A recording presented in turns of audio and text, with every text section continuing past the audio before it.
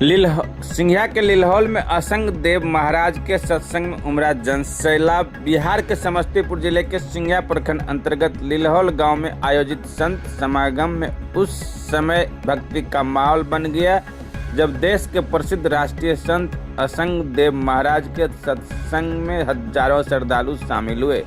कार्यक्रम में दूर दूर से पहुंचे लोगों ने श्रद्धा और आस्था के साथ सत्संग का श्रवण किया। संत असंग देव महाराज ने अपने प्रवचन में कहा कि सत्संग करने और सुनने से व्यक्ति के जीवन के कष्ट दूर होते हैं तथा मानसिक शांति की प्राप्ति होती है। उन्होंने लोगों को सत्य, प्रेम और सदाचार के मार्ग पर चलने की प्रेरणा दी। इस अवसर पर पूरा वातावरण भक्तिमय हो गया और श्रद्धालु भक्ति में लीन नजर आए। स्थानीय स्तर पर कार्यक्रम की व्यवस्था भी सराहनीय रही। कार्यक्रम में पंचायत के मुखिया राम प्रवेश साहु, मदन कुमार समेत कई गणमान्य लोग उपस्थित रहे। आयोजन को लेकर ग्रामीणों में काफी उत्साह देखा गया और सत्संग कार्यक्रम देर तक चलता रहा। प्रवचन सुना, नेत्रदान का डब्बा ले गया, हाथ में स्पर्श कराया तो हमने कहा तुम वही हो जो रात में ऑटो बंद था? बोले जी।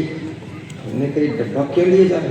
बोले हम शिष्य बन गए। 2 बार धक्का मारा तुमने, हम शिष्य हो। बोले आपने योगदान कर दिया, सहयोग कर दिया, धक्का मारा। हमने कहा डब्बा क्यों लिए जा रहे? तुम गरीब हो। बोले इसमें बहुत दान है। ठीक ले जाओ।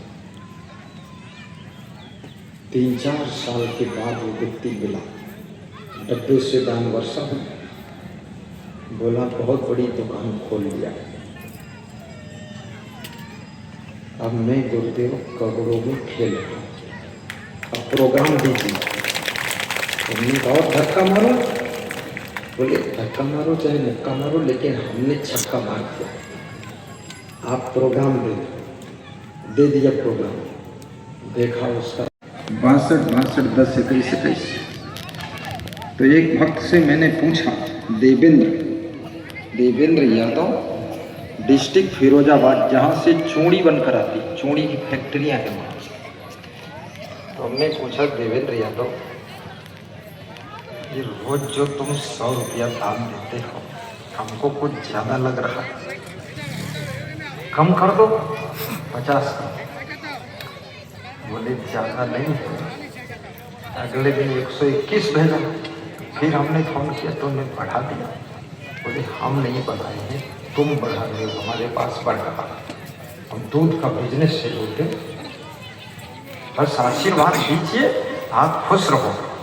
प्रोग्राम बहुत जबरदस्त करना है, पैसा भी बढ़ रहा है और उसी में से आपका परसेंट दान नहीं देता था तो मैं बहुत परेशान रहता था, बहुत ज़्यादा परेशान रहता था। जिस दिन से पे फोन में दान शुरू किया है तब से मैं खुश भी हूँ।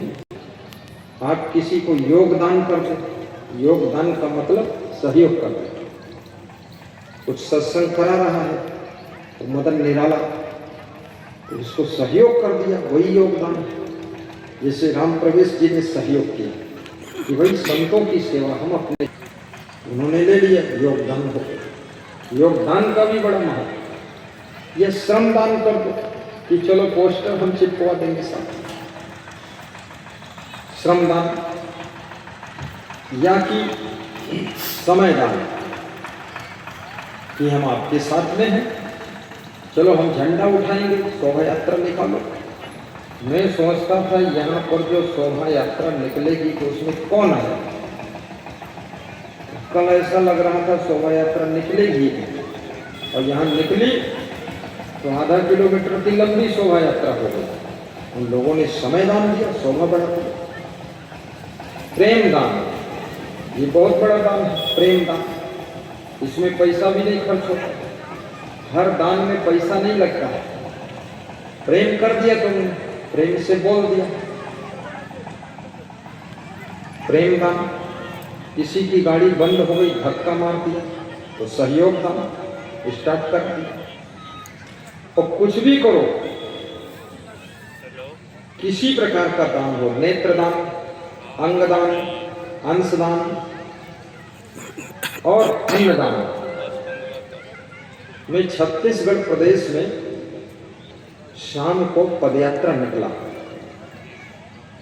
तो एक ऑटो रिक्शा बंद खड़ा था, उस पर एक ही आदमी था, ड्राइवर, वही मालिक था। स्टार्ट नहीं हो रहा था।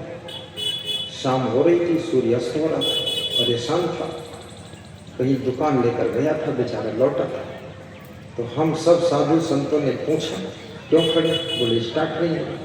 तो हमने कहा चलो धक्का मार देते हैं। सब संत लोग मिलकर धक्का मारे, स्टार्ट हो गया, वो चला गया। 1.5 किलोमीटर जाके फिर वो बंद हो गया। फिर हम वहां तक पहुंचे पैदल पैदल। हमने कहा क्या हुआ, बोले फिर बंद हो गया। तो और धक्का मार दो, फिर धक्का मारा। अब रात था, अंधेरा था, अंधेरे में धक्का मारने में कोई बदनामी नहीं। अब दिन में हम धकेले तो अच्छा नहीं लगता, शर्म लगती।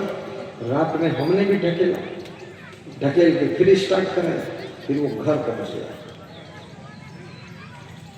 उसके मन में बैठ गया, यार ये गुरु जी बहुत अजीब। गुरु को खीर पूरी खिला दो, साल में एक बार लड़कियों को खीर खिला दो, तुम देख लो वहीं सब काम हो जाएगा। मेरी जरूरत भी नहीं उसमें, लेकिन तुम खीर तो खीर है, भात तक नहीं खिलाओगे। हमारे पास आए, वो बच्चा मांग रहे, हमारे पास कोई बच्चा की फैक्ट्री है तो दे दो उसमें। लेकिन फिर भी लोगों की तसल्ली के लिए मैं कर देता हूँ, ले जाओ। हजारों लोगों को हो भी गया, और जिसको हो गया बच्चा वो दोबारा लौट के आता भी बहुत कम है। बोलता मतलब निकल गया, पहचानते नहीं, और गुरुदेव के पास दोबारा जाते नहीं। हमने कहा जाते क्यों नहीं, बोले जाएंगे तो कुछ दान देना पड़ेगा, इसलिए अपना काम हो गया, छुट्टी का जाएंगे नहीं। बड़ा स्वार्थी संसार, स्वार्थ लाभ करें सब प्रीति। तो ईर्षु घृणी न संतुष्ट, जो घृणा करता है दूसरों से नफरत, नफरत जिसके दिल में होती है उसके दिल में प्रेम मर जाता है। प्रेम की मृत्यु के बाद ही नफरत का जन्म होता है, और जहाँ जहाँ नफरत होती है वहाँ वहाँ सुख नहीं, शांति, प्रसन्नता नहीं। इसलिए नफरत के बीज मत हो, सबसे प्रेम करता है। लेकिन समस्या ये है, दूसरा कोई तुमसे नफरत करता है, तुम क्या करोगे? दूसरा कोई आपसे नफरत कर रहा था, क्या करोगे? दूसरा नफरत कर रहा है तो सहन कीजिए, बर्दाश्त कीजिए। लेकिन नफरत से आगे बढ़ गए, वो नुकसान भी कर रहा है, तुम्हारा पेड़ काटे लिए जा रहा है, तुम्हारी जमीन पे कब्जा कर रहा है, बेईमानी पर उतर गया है। अब क्या होगा? अब तुमको कृष्ण भगवान बन करके युद्ध करना पड़ेगा। भगवानों ने युद्ध किया, भगवान का काम युद्ध करना नहीं, भगवान का काम है सबको शुद्ध करना। लेकिन शुद्ध करने से लोग शुद्ध हुए ही नहीं, और भगवान को फिर युद्ध करना पड़ा। कृष्ण भगवान जिंदगी भर युद्ध करते रहे, राम भगवान भी 14 साल तो युद्ध ही करते रहे। गए थे शुद्ध करने और युद्ध शुरू हो गया।